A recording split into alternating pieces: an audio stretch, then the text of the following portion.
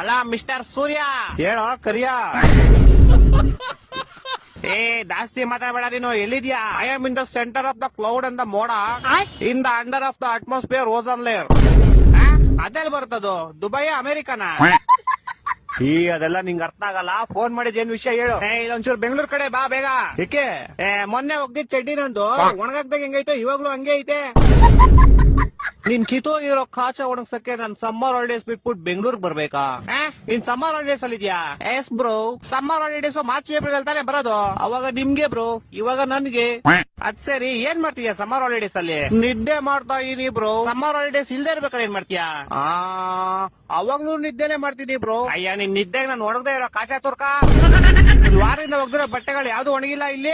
ಇಡೀ ಬೆಂಗಳೂರು ಬಸ್